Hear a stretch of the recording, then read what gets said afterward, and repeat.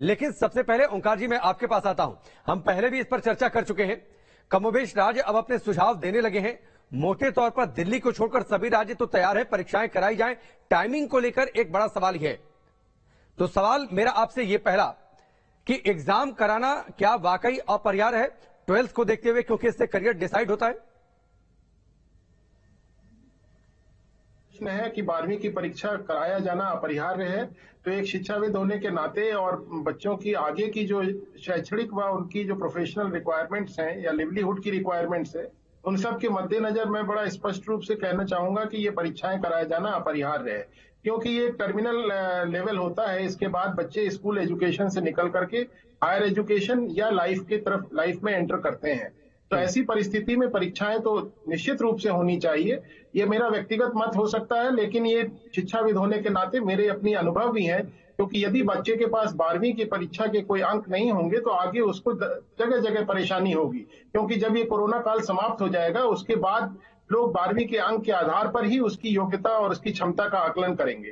तो ये जो परीक्षाएं कराए जाने का विषय है, तो परीक्षाएं तो आवश्यक रूप से होनी चाहिए, भले ही ये 2 महीने बाद हो या 3 महीने बाद हो, और इसका फॉर्मेट पे जरूर चर्चा हो सकती है और फॉर्मेट बदला जा सकता है। लेकिन ओंकार जी, कोरोना के खतरे के बीच में भविष्य तो तभी बनेगा ना सर, जब जीवन सुरक्षित रहेगा, बच्चे सुरक्षित रहेंगे। इसलिए सुरक्षा पहली प्राथमिकता नहीं होनी चाहिए?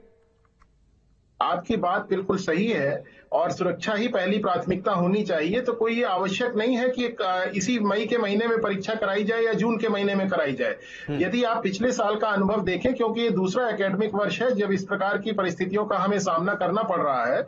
यदि आप पिछले वर्ष भी देखें तो जो प्रोफेशनल कोर्सेज हैं उनके जो सत्र हैं अक्टूबर, नवंबर और दिसंबर में जाकर के प्रारंभ हो पाए थे। सभी शैक्षणिक सिस्टम में, एजुकेशन सिस्टम में हमारे पास 2 महीने का क्लियर वेकेशन होता है। तो ये 2 महीने तो सदैव हर साल कुशन के रूप में हमारे पास उपलब्ध रहते हैं। और इस प्रकार से यदि हम अगस्त के माह में या सितंबर के माह में भी परीक्षाएं कराते हैं, वो 3 घंटे की जगह 1 घंटे की परीक्षा हो सकती है, सब्जेक्टिव की जगह ऑब्जेक्टिव हो सकती है, OMR बेस हो सकती है, क्योंकि हम मूल्यांकन का समय घटा सकते हैं। क्योंकि जो हमारा कन्वेंशनल एग्जामिनेशन का तरीका है उसमें मूल्यांकन में काफी समय लग जाता है, जितना नहीं, लेकिन उन परीक्षाओं में मैं आगे बढ़ूं ज्योति जी के पास जाऊं। लेकिन ओंकार जी, चाहे आप ऑब्जेक्टिव क्वेश्चन करें या फिर OMR शीट आप फिल करवाएं, लेकिन बच्चों को एक जगह पर इकट्ठा तो होना पड़ेगा। प्रॉब्लम तो ये इकट्ठा होना और सेंटर पर पहुंचना है। नहीं, आज देखिए, आप यदि आज की जो जिस प्रकार का आंशिक लॉकडाउन या कोरोना कर्फ्यू लगा हुआ है, इसको भी यदि आप देखेंगे तो सारी गतिविधियां कमोवेश निश्चित निर्धारित समयावधि में चल रही हैं। तो बच्चों की परीक्षाएं, स्कूलों के परिसर बहुत बड़े होते हैं, उनमें वो एक समुचित उन्हीं स्कूलों को केंद्र बनाया जाए जहां पर के 3 मीटर 4 मीटर की दूरी पे बच्चों को बैठा करके परीक्षा का आयोजन किया जा सके। ये आवश्यक नहीं है कि उन्हीं क्लासरूम्स में एग्जामिनेशन हो, उसकी परिस्थितियों के अनुरूप उसको बदला जा सकता है। ठीक है। और डॉक्टर स्वाति, आप कुछ कहना चाह रही है, फिर मैं ज्योति जी का रुख करता हूं। की बात मैं थोड़ा सा आपको रोकता हूं, मुझे लगता है इस पर ओंकार जी ज्यादा प्रकाश डाल पाएंगे।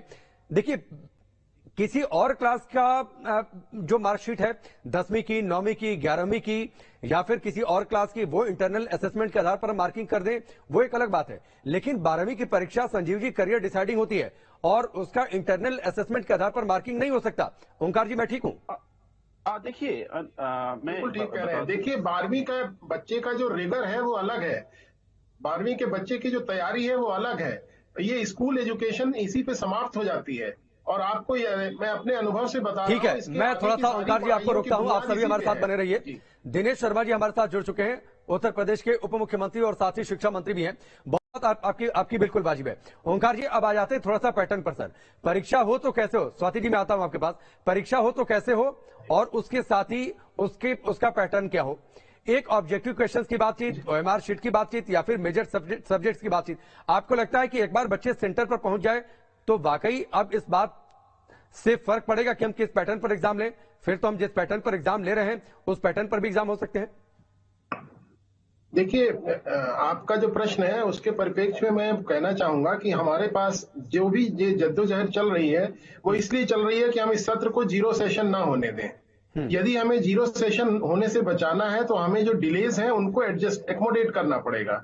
तो ये डिले एडजस्टमेंट के लिए जो हमारा सब्जेक्टिव एग्जामिनेशन होता है उसके इवैल्यूएशन में समय लगता है, लेकिन ऑब्जेक्टिव एग्जामिनेशन जब होता है तो उसका इवैल्यूएशन बहुत त्वरित गति से हो सकता है।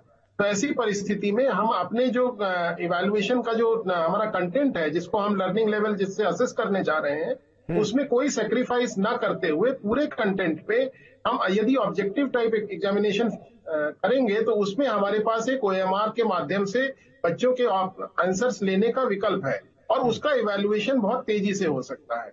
जहां तक ऑनलाइन नहीं, तो क्या ये एग्जामिनेशन की प्रोसेस बात इतनी है जल्दी तो संभव है सर? जी ये प्रोसेस इतनी जल्दी संभव है देखिए, कि इतने सारे क्वेश्चंस तैयार किए जाएं, OMR शीट तैयार की जाए? नहीं, ये इसमें देखिए, अभी किसी भी स्थिति में आप तुरंत एग्जाम नहीं करा सकते। कम से कम आपको 2 महीने का समय लगेगा। कोई भी मॉडल आप लेकर के जाएंगे 2 महीने का समय लग जाएगा। तो क्योंकि अभी जब कोरोना जब तक कम नहीं होगा तब तक ये नहीं हो सकता है। तो 2 महीने का यदि आपके पास समय मिलता है तो उसमें इसको रिस्पेक्टिव बोर्ड्स बड़ी आसानी से कर सकते हैं। जिन बोर्ड्स में यदि ये संभव ना हो और वो conventional pen and paper examination ही कराना चाहते हैं सब्जेक्टिव क्वेश्चंस के साथ, तो वो अपना करा सकते हैं। लेकिन जो ये कर सकते हैं उनको जरूर ऑब्जेक्टिव करना चाहिए और सेशन को रेगुलेट करना चाहिए, क्योंकि हमारा पिछला सेशन ऑलरेडी डिलेड है। अभी यदि प्रोफेशनल कोर्सेज की बात करें तो आप जाकर के सेकंड सेमेस्टर जो होता है उसकी पढ़ाई शुरू होने जा रही है कुछ जगहों पर। तो ऐसे में जो हम 6 महीने का हम डिले ऑलरेडी कर चुके हैं, तो इस डिले को हम और बढ़ाएंगे तो हमें कई साल लग जाएंगे इसको मेकअप करने में। तो ये परीक्षा का मॉडल क्या होना चाहिए, इस पे जरूर सभी स्कूल्स को और बोर्ड्स को सोचना चाहिए।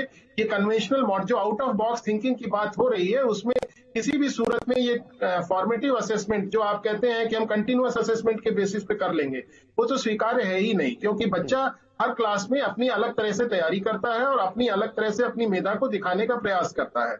और 12वीं की परीक्षा के जो एग्जामिनेशन होते हैं, उन एग्जामिनेशन के माध्यम से हम उनकी क्षमता का आकलन करते हैं और उसी क्षमता के आधार पे उनको आगे की अपनी सारी पढ़ाई करनी होती है या जीविका चलानी होती है। और ये परीक्षा दोबारा नहीं होने जा रही इन बच्चों को, इनको एक ही बार 12वीं की परीक्षा देनी है अपने जीवन में। तो ये जो हमारे 1.5 करोड़ बच्चे हैं, हम ऐसा कभी भी नहीं चाहेंगे कि उन 1.5 करोड़ बच्चों को निश्चित तौर पर करियर डिसाइडिंग एग्जाम है।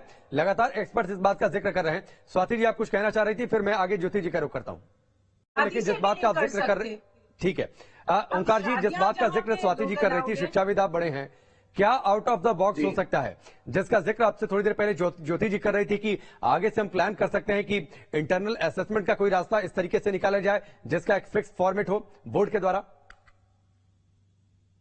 जी देखिए, मैं इस बारे में आगे की जो तैयारी है उसके बारे में मैं कहना चाहूंगा। यद्यपि ये तैयारी पिछले सत्र से हो जानी चाहिए थी, हमने एक सेशन को पूरा वेस्ट कर दिया कि हमारा स्कूल्स का और जो बोर्ड्स है उनके बीच में कंटिन्यूअस एक डायलॉग रहना चाहिए बच्चों के असेसमेंट के बारे में। जैसे ही एक चैप्टर या एक यूनिट कंप्लीट होती है, उसका असेसमेंट होने के बाद उसका स्कूल की तरफ से वो मार्क्स बोर्ड के पोर्टल पे सबमिट हो जाने चाहिए। यदि इस प्रकार से हम सतत रूप से यदि इवैल्यूएशन करते रहेंगे बच्चों का, तो यकीन मानिए कि पूरे कोर्स जिसको कि हम 3 घंटे में एंड ऑफ कोर्स एग्जामिनेशन के रूप में असेस करना चाहते हैं, वो असेसमेंट हम पूरे कोर्स का लर्निंग लेवल असेसमेंट प्रोग्रेसिवली कर लेंगे। तो जब हम प्रोग्रेसिव असेसमेंट करेंगे तो उस केस में बच्चों का जो क्लास में अटेंटिवनेस, टीचर्स का इन्वॉल्वमेंट और बच्चों का जो लर्निंग असेसमेंट है वो सभी बहुत ऑब्जेक्टिव होगा।